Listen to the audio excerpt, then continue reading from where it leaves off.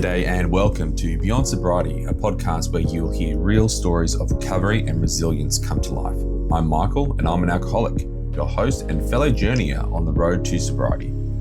As someone who has walked the path of addiction and found solace in the fellowship of Alcoholics Anonymous, I understand the challenges and triumphs that come with striving for sobriety. And it's with this understanding and empathy that we've created this podcast. Our purpose here at Beyond Sobriety is simple yet profound: to provide a platform where individuals can share their experience with alcoholism openly and authentically. Through candid conversation, personal narrative, and expert insights, we aim to inspire hope, foster understanding, and offer a beacon of light to those still navigating the shadows of addiction. We'd love for you to be a part of this growing community. If you find value in the stories that you hear today, please consider liking and leaving a comment and sharing this episode with somebody who might benefit from hearing it. Your support will help spread the message of hope and resilience to more people who need it. I'm Michael and I'm an alcoholic, and this is Beyond Sobriety. Yona, I have been sober for nearly 3 years, so it'll be 3 years at the end of March. I do consider myself an alcoholic, and I work at 000. I take emergency phone calls and dispatch them to the required services. Wow, I bet you've heard some crazy stories.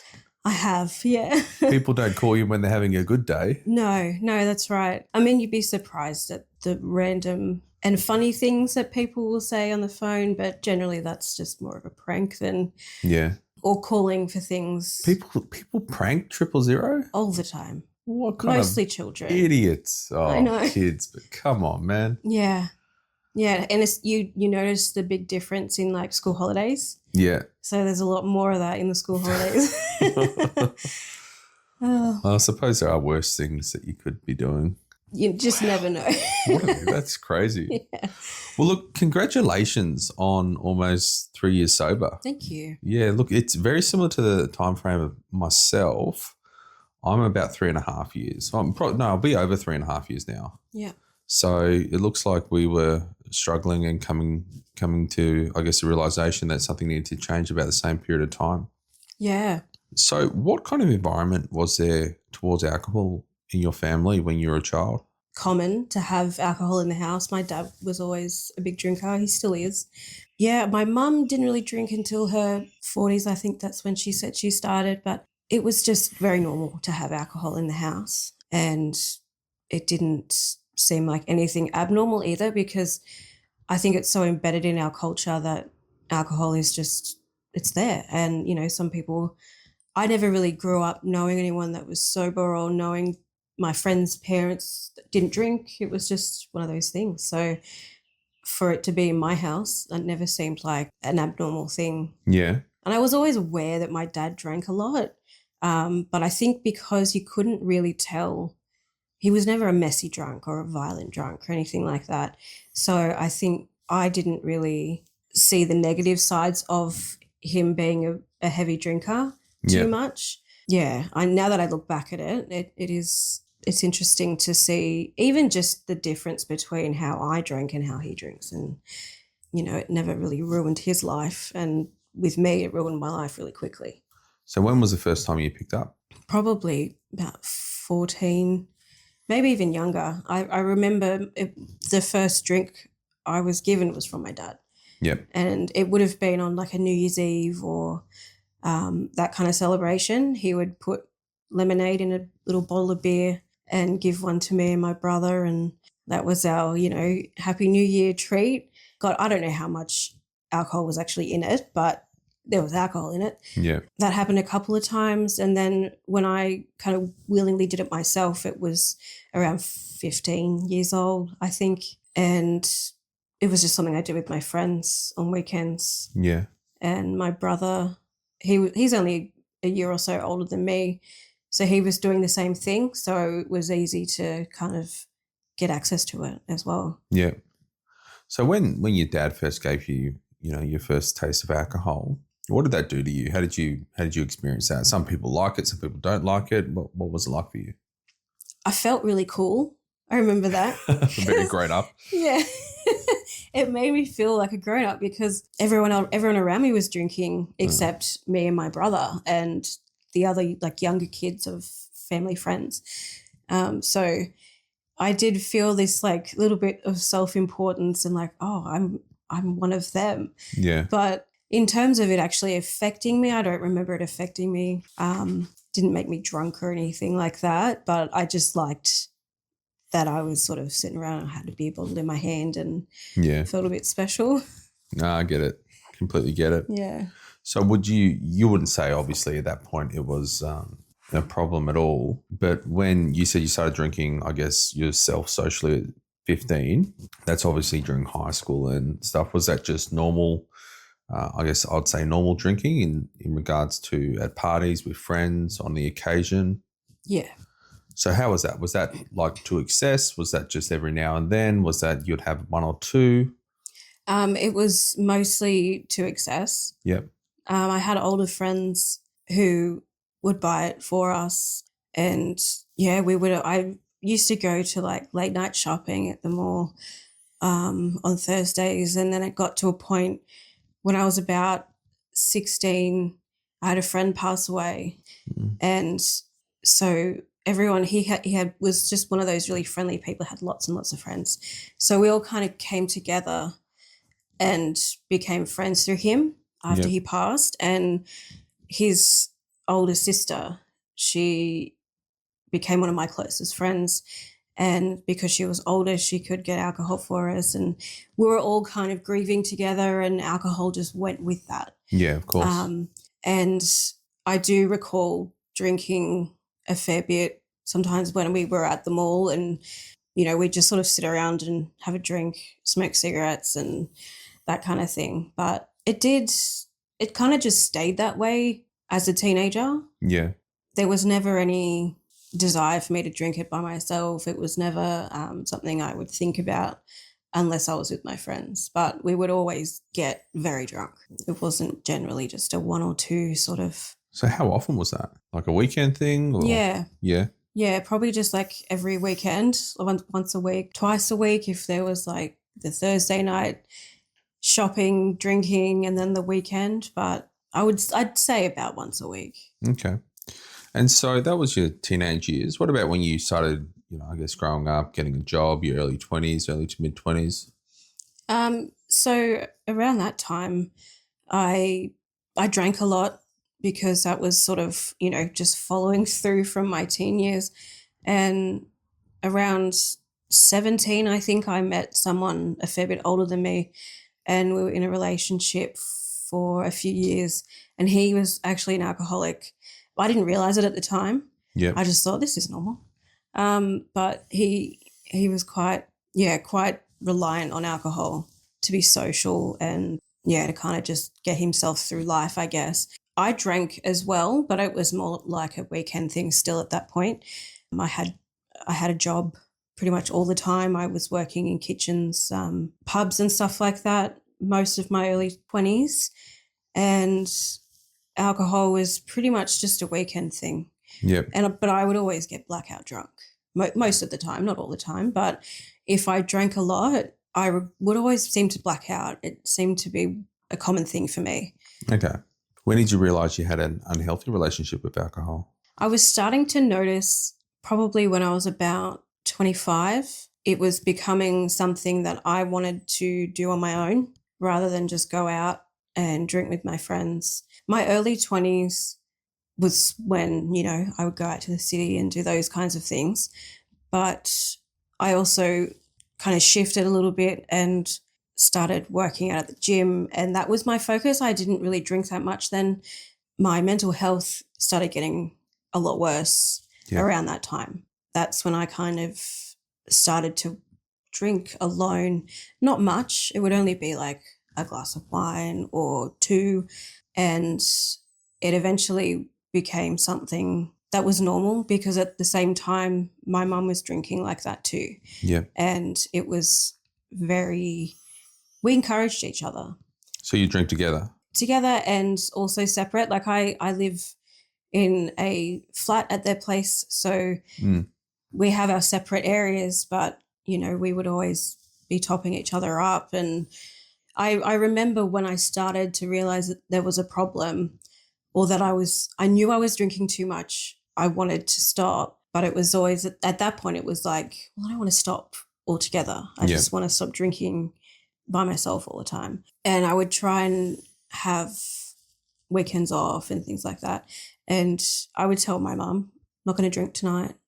And then a few hours in, I'd start feeling weak and I'd want to drink. And I'd go up and talk to her and she'd go, oh, here you go, just have a glass. Don't worry about it, just have a glass. In case you weren't aware, Helen is Fiona's mum, and I couldn't help but stop here as I remember something in her interview that sounded very familiar. Take a listen and watch how history repeats itself throughout these generations. So, and then they encouraged me over time, why don't you just have one? You've just come home from work and relax you, and that, I think that is when it really started for me to be a daily thing, because I'd come home from work, I'd go down to say hello to them, and then there'd be, oh, do you want a glass of port or a glass of sherry? Oh yeah, okay, It became, I'm coming home and I'm going down to have a port and sherry, never mind mum and dad. So it was an encouragement rather than us trying to help each other stop. Yeah.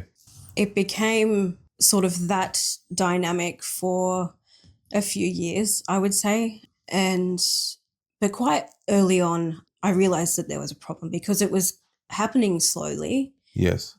I could notice that my mental health was getting worse as my drinking was, and I wanted to put a stop to it, but I didn't know how. Yeah. And I did try quite quickly to nip it in the bud, but I think the very first AA meeting that I went to was initiated by me, and I asked Mum to come with me for moral support because she was not interested. We went together, and I didn't have a bad experience or anything like that, but it was very full on, as it can be, quite overwhelming. Yeah. I tried other group. It was the Odyssey House. There was a group there that did like support for people trying to stop drinking. Well, I think everyone from there was mostly sober from Odyssey House in general, but they allowed other people to come in. Yeah, I kind of tried very early on to sort of stop, but I just couldn't. How was your behaviour in that time? Like, did it deteriorate in your early 20s, late 20s? Yeah. When I look back at it, I was sort of quite erratic and impulsive. I made a decision quite quickly when I would have been 25, and I said, I'm going to go overseas and just travel in America for a few months, and then I'm going to go over to Europe and get a job there and see what happens. And the reality of that was a lot different. And I think drinking had something to do with it, but I was also just mentally unwell. And I had sought help for mental illness problems quite early. Like I was probably 15, maybe even younger when I started experiencing depression. So that wasn't a stranger to me, but I could see it getting worse. I was just severely unhappy and sort of making these silly decisions about, well, if I go here, then my life will change, or if I go here, my life will improve, or I'll be a different person. Yeah. But I've learned, the hard way that doesn't work like that. Did you end up going overseas or doing I anything? did, yeah. I went to America and I was there not quite 3 months, but it was a lot more expensive than I was told.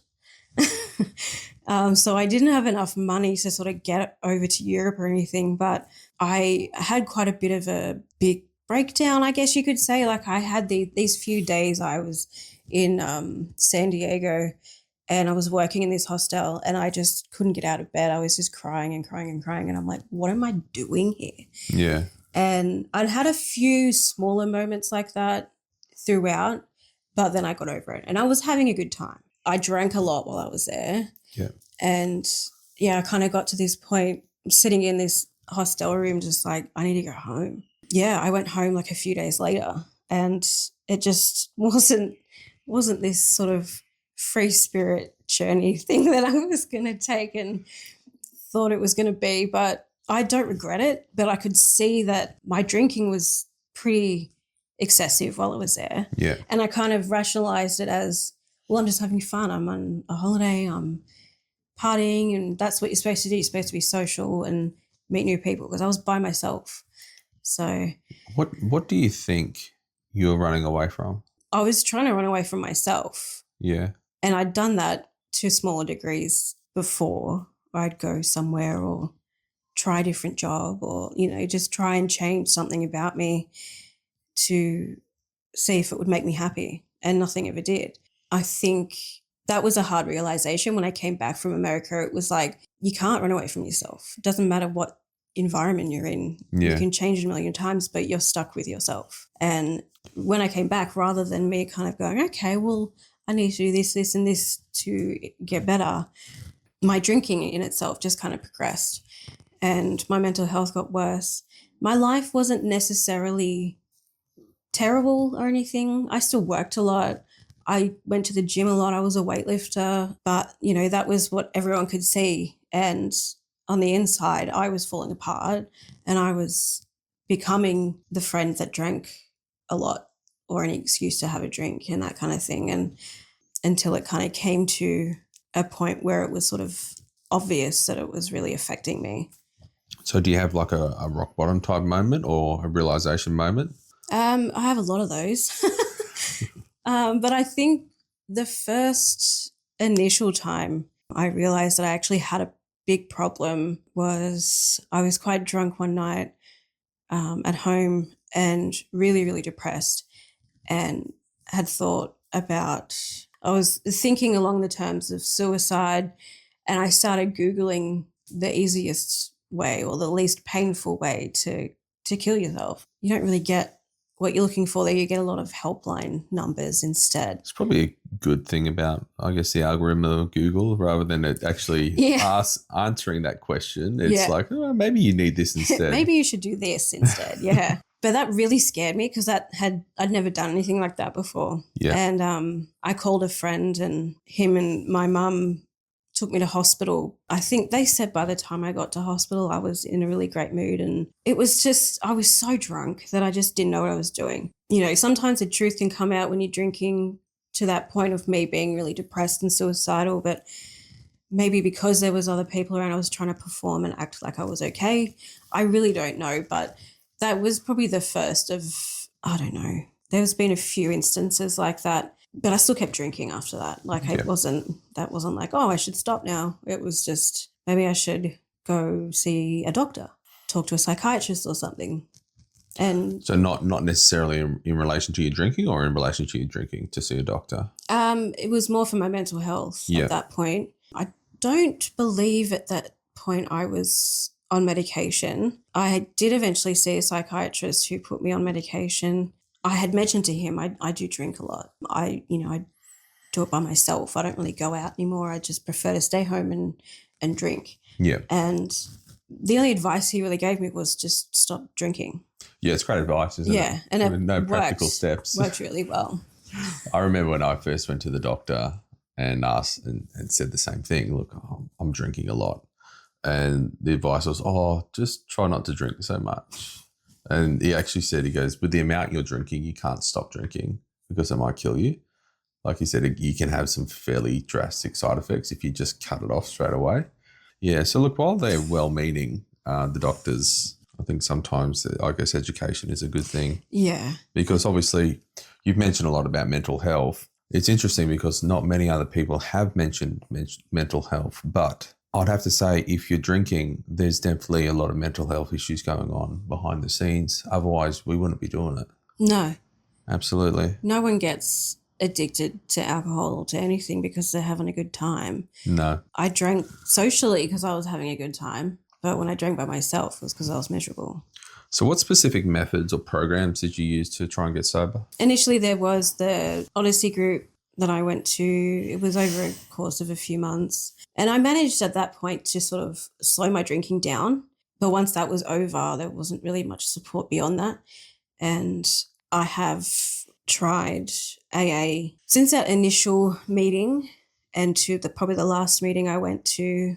It would have been maybe 3 or 4 years that I went on and off. Okay. But it was never regular enough for me to be able to like get anything out of it. because I was busting constantly. Yep. I would get to, I think the most I maybe got to sober was, I don't even think it was quite 2 weeks. And that was massive for me. And look, in the early days, 24 hours is huge. yeah.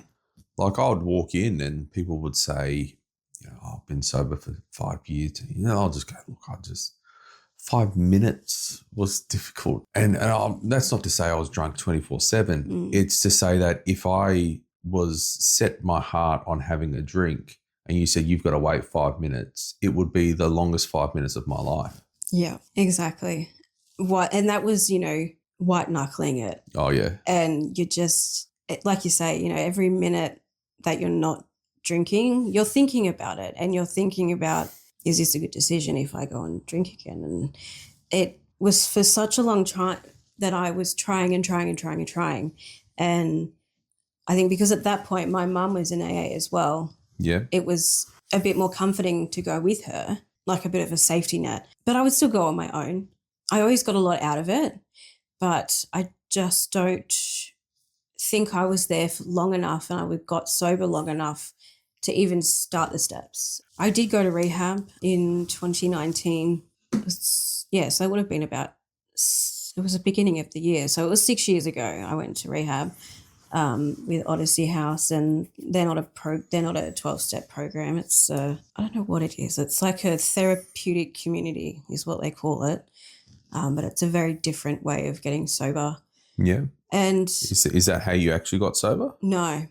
So because you said you busted several times when you were in AA or attending AA meetings. I guess what was your last drink, and why was that your last drink?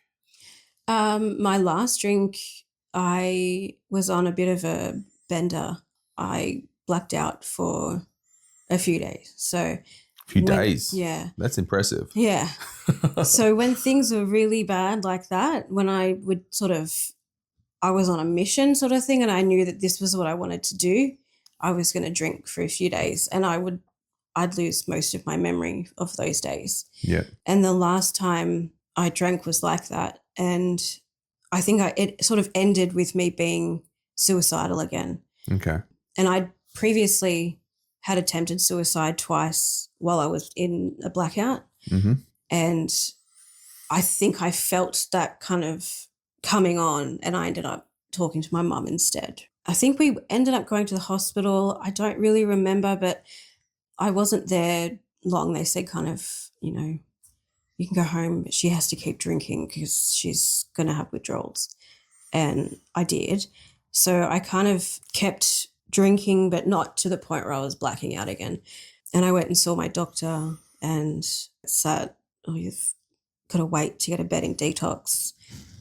So keep drinking. Like, okay. And, because generally they use Valium or some type of benzo to withdraw you from drinking. Yeah. And they can't even just prescribe that to you anymore. It has to be, there's some whole process that they have to go through. So I was like, okay, I'll just keep drinking, and hopefully I can get to that point where there's a bedding detox and I can go. It just didn't get to that point. I was having withdrawals really bad to the point where I was terrified that something was going to happen. My mum was talking to someone from the hospital that works in like the substance abuse area, and she was giving her advice. And at that point, I think it was like 8:00 in the morning. I was just shaking, sweating, everything. And my mum called this lady, and because I said, Mum, you need to go and get me alcohol. Like, I'm not enjoying this, but I need you to get it for me. It's not fun. No. She was on her way to go and get it, and she ended up speaking to this woman. She said, just take her to the emergency because she needs to be under care at this point. So we went to the hospital, and I remember Mum dropping me off at the emergency part, and I tried to get out of the car. I could barely walk, and that's how bad my body was. It was just the shakes in every part of my body, every muscle in my body was just tense, and I could barely walk. I was just dripping in sweat, and I was terrified. And that wasn't the first time I'd done that either. And I remember the first time I detoxed, I was like, I'm never drinking again. Yeah. Because this is horrible. withdrawals are terrifying. No, they're not fun. And it still took me, you know, a few good times. And I spent, I think, about 5 days in hospital detoxing. Mum visited me a couple of times and she's like, so what are you going to do? I said, I don't know. I guess go back to AA. I don't know what else I can do at this point. And so I spent most of my time in hospital just looking up. I'd heard about, you know, they call it quit lit, like literature to help quit drinking. So I was looking up some of those, looking up reviews for books, and someone somewhere told me years ago about a Reddit group called Stop Drinking, and I had a look at that as well. And so I was kind of doing those things while I was in hospital, and I think I ordered the books, and like pretty much by the time I got home they were there. So I tried to have a bit of a plan for when I got home. And the reading really helped, and using the Reddit group as well, because it gives you that anonymity like AA does. But because I felt like I'd failed so many times with AA, either it's not going to work for me or I need to try something else. So the people that are in this group are from AA. They're from, you know, I think Smart Group is one. I'm not really sure. There's a few different ones. Yeah. But basically the goal is to just stay sober. You found a community. Yeah. You found a community of people that had gone through something similar to you, and you're able to identify with them. Yeah. And it really helped, especially the first couple of months. They did like daily check-ins and that kind of thing. Yeah, I could just get on there, and whether I was actively commenting or posting myself, I could go through these things and just read people's stories or read people's advice. And I spent so much time on that group, just going through. And then once it got to that point where I was feeling a little bit stronger and I had a couple of months, I could then pass advice on to other people and be there for other people. And it was. So that was the last time you drank. That was 3 years ago. Yeah. About 3 years ago. This time 3 years ago, that's what was happening. Yeah. And you've kind of described the withdrawals coming out of it, how you got that support to really get on it. What do you think made you stick to it this time? Hi, everyone. I hope you've enjoyed the show so far. This podcast is all about sharing real stories of resilience, recovery, and hope. Stories that remind us that we're not alone in this journey. If you'd like to support this work and help us reach more people, there are a few simple ways you can make a difference. Take a moment to like this episode, leave a comment, or share it with someone who you think might benefit from hearing it, whether it's a friend, family member, or somebody in your recovery community. Your support could touch the lives and inspire someone in their road to sobriety. Your stories are important. They remind us that we are not alone and help us all stay sober.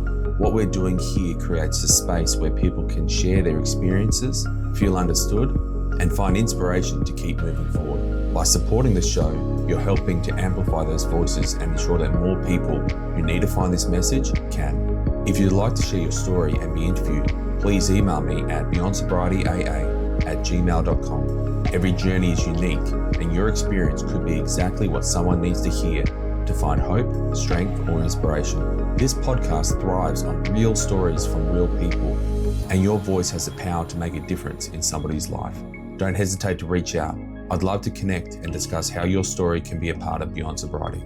Thank you for your support. Together we can continue to make a difference. Now, let's get back to the episode. What do you think made you stick to it this time? I have no idea. I still question it, because I was so convinced as well that I think this is just who I'm supposed to be. I'm just supposed to be drunk because I can't stop. It's one of those lies that it tells you, isn't it? Yeah. Because no one's supposed to be drunk. No. But yeah, I love your answer. You've got no idea. Like I was faced with somebody who was, he still actively drinks. And he goes, how do you stop? And I was there thinking about, I was drinking similar to him.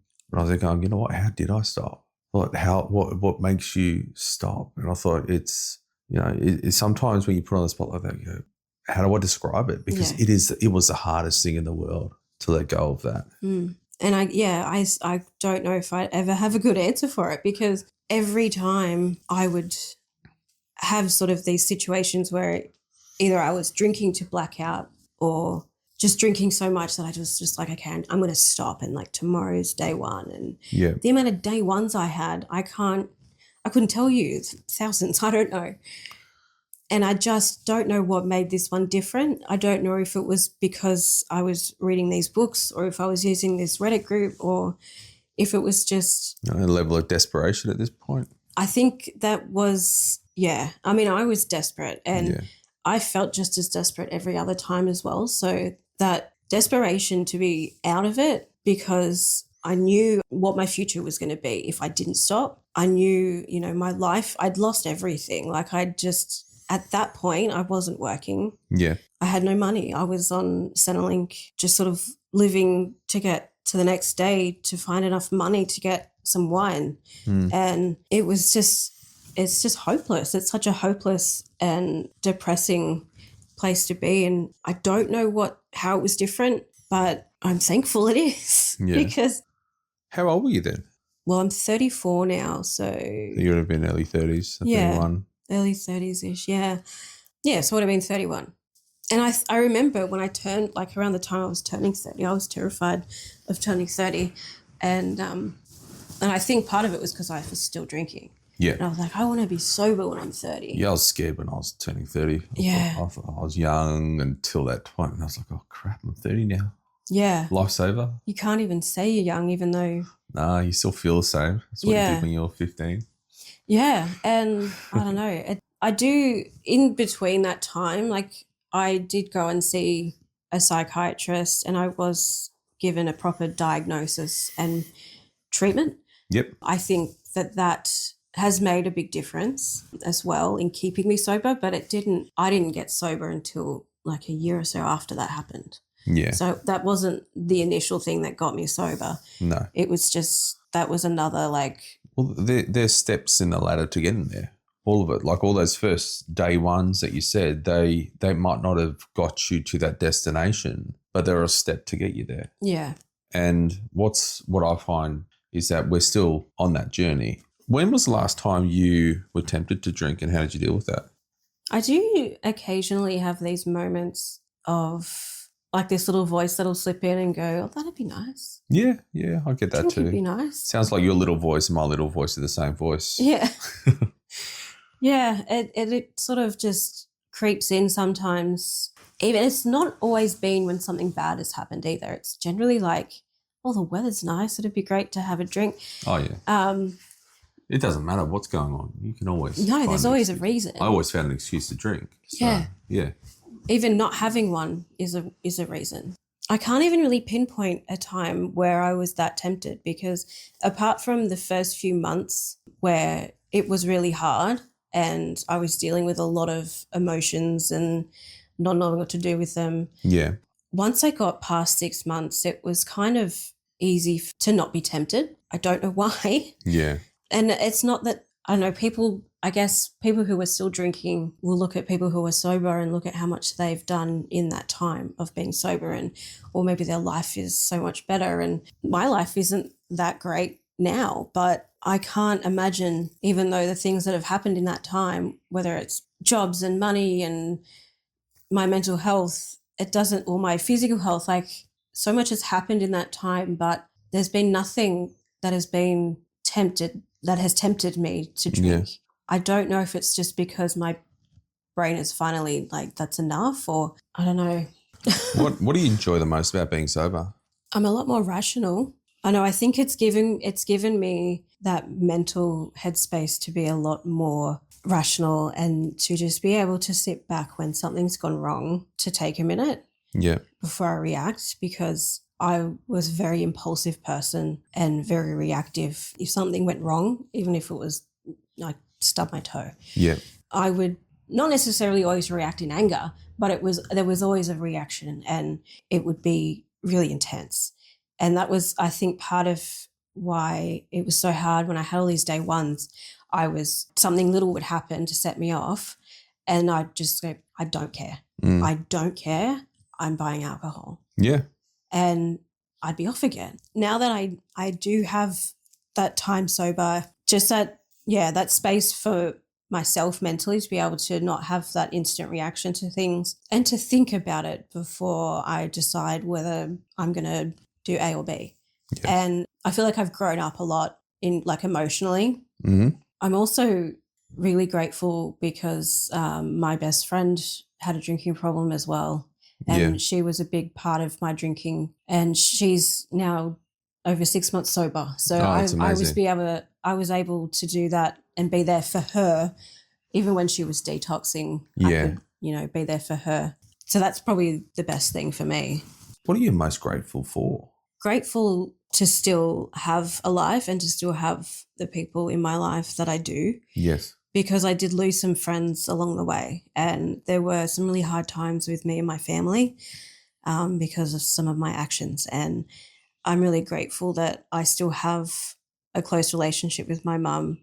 She's gone through her own journey with getting sober, and then she had to watch me destroy myself for a couple of years before I got sober. We're still just as close. So I think that I'm really grateful for that, and I'm really grateful just for having what I have, I guess. Yeah. Even I remember when I first got my job after getting sober, because I'd already been sober over a year and I still couldn't find a job. And that was really weighing on me. I was getting quite depressed because not being able to afford anything, it really ruined my self-esteem as 30-something-year-old woman not being able to buy basic needs. And when I got that job, that was really monumental for me. So I am grateful to have just those, those real basic things, I guess, that you don't necessarily always take for granted when you're drunk, but you don't really think about them as for what they are when you are. Yeah, I guess the everyday blessings. What I find remarkable is that we've heard from your mum as well in the previous week, and then also from yourself, but your mum also went into a little bit of your grandmother or her mother saying that she used to drink probably a little bit too much as well. And it just occurs to me the 3 generations that seem to struggle with the same thing. Although we've got no idea how your grandmother dealt with it or what happened with her and her story, you can see the generations that it's kind of been passed down. And, what occurs to me is that it doesn't matter how long you yourself personally or your family or your mum, your mum's mum or your great-grandmother has been struggling with it, you can always break that cycle. And that's a huge achievement. That's outstanding. Thank you. Yeah, and it is very interesting when you look at it in a generational way as well. Yes. Like my mum's mum, I feel like that when her parents moved in with us is when my mum sort of started drinking, because they were drinking their port or sherry or whatever it was in the evening. Yeah. And my mum would go down and a couple hours later sort of toddle back upstairs, and she'd be in this little happy mood, tipsy place. And yeah, I guess it sort of just stayed with her when they passed. Yeah. And I don't know if my nana even really cared that she drank that much, because it was sort of towards the end of her life. I don't know if it was like, we'll just let her do what she wants. Well, there's just so many similarities. Your mum told the story that she would sit down with her mum and drink, and you said that you and your mum would sit down together and do it. Yeah. It's just, it's uncanny. And it's, I guess, people would call it like, the generational curse, or whatever. It's just habits. It is. And you learn from your environment as well. Of course. And that was something I originally didn't think that the relationship Mum and I had when we were drinking together was that monumental in how I drank. But I think it was, because that was our solution. Yes. When things were bad, let's have a glass of wine. And we wouldn't sit there and drink all night, all the time. Yeah. Sometimes we'd just have 1 or 2 glasses each. I do remember, because my mental health has been an issue my whole life, I remember periods where I'd be going through something really horrible, have a glass of wine. And that was how I learned through my 20s. Rather than dealing with it, yeah. Rather than facing it, talking about this, don't worry, look, let's just forget about it. We'll numb the pain. And, it looks like it was your way of escape. And that's why you said you changed jobs, you moved, you went to overseas, you drank. Nothing really sort of fixes it. And yeah, I guess the beauty with drinking is that you think it is your solution because that gives you that instant gratification that you're looking for. It gives you that space to breathe a bit after you've had a few drinks and you're feeling a bit better. And then it also gives you that opportunity to not think about anything. Well, it's like they say suicide is a permanent solution to a temporary problem, but I think drinking might be the opposite. It's a temporary solution to a problem, maybe not a permanent problem, but a problem that unless faced will always be with you. Yeah. It's just pushing it down the road. And your solution or cure to that problem is worsening your problem itself, and it will end up killing you. Exactly. Yeah. Too many people I've spoken to have said similar things. Like, I guess I had a vague suicide attempt. I did something stupid which very easily could have killed me or definitely hurt me quite drastically. And too many people I've spoken to have got a similar story. And I do think if you are predisposed to being depressed or anxious and you get to that certain point, I don't know if it is the same for everyone, but even the thought of suicide is better than the life that you're living in this drunken state all the time, because I couldn't handle facing it. Yeah. But I couldn't think of any other way to live either, because facing life sober was just impossible. Yeah, it's one of those lies that we tell ourselves, Yeah. isn't it? Those false realities. I honestly believe that winning in life looks different for everybody. Right now, our generations are bombarded with women who jump on podcasts and shows and tell people that they're not interested in a man unless he's earning millions of dollars per year. On the flip side, we see men parading around like peacocks, saying how they're at extreme alpha and how every woman wants them. I'm here to say it's an absolute load of rubbish. Winning on everybody's scale looks very different. Fee goes through her life telling stories about battling mental illness and addiction. And while she talks quite humbly about her living arrangements and her work, her life story could have ended up very different. And I want her to know that she is 100% winning at her life and she should be extremely proud of herself. Way to go, Fee. What kind of advice would you have for anybody struggling like you were? I think it's really important to tell someone. I don't know, you can go and see a doctor. Sometimes we go and see doctors and they're not really that receptive and they will just say, well, just stop drinking. But they mean well. They do. They absolutely mean well. But even if it is just a friend, someone you trust, tell someone, because then you're not completely alone in it and you might just need someone aware of the situation. They can look out for you. Yeah. Just reaching out in general to someone and to a group of people, like I did with Reddit and like you do with AA, and I did with AA. I still have fond memories of AA, and there's so many people that I'm friends with on Facebook still that go to AA, and they're good people. So there is always that option. And I think and it sounds so cliche and I hate it, but for me, because I had tried so many times and I felt like I was just destined to be drunk because I tried and tried and tried and I just couldn't do it. My advice is don't stop trying. Yeah.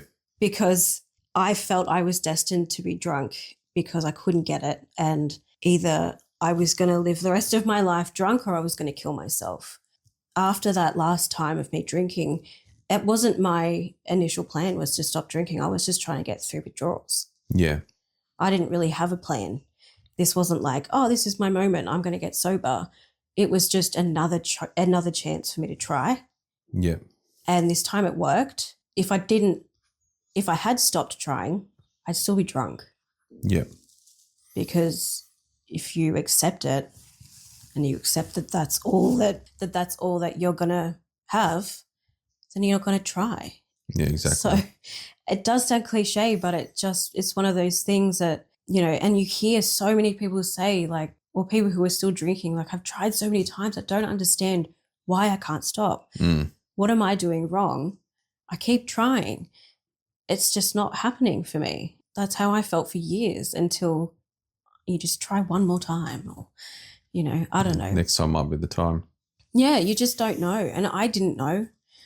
I remember when I was being transferred to Campbelltown Hospital to finish my detox, I was driving in the ambulance, and I was sort of looking out the window and I saw this big double rainbow, and I was like, oh, that was really pretty. And I'd had like this little moment of hope then. And I'm not really, I do have a spiritual side, but I'm not, you know, symbolic in that way. Yeah. But there were a few things that happened in my time of getting, you know, detox and stuff that just sort of gave me a little bit of hope. And you only need a little bit. Exactly. Yeah. Yeah. Look, Fee, thank you so much for sharing your story. I really appreciate it. I know it's not easy to be vulnerable and to put yourself out there. And look, yeah, I've really enjoyed speaking to you today. So thank you so much. Yeah, me too. Thanks so much for having me. Thank you for joining us today on Beyond Sobriety. Just before we wrap up, I'd like to leave you with a gentle reminder. If you happen to recognise anyone who shared their story on this podcast, I urge you to respect their anonymity and privacy. Let's create a safe space where individuals can feel empowered to share their experience without fear of judgment or disclosure.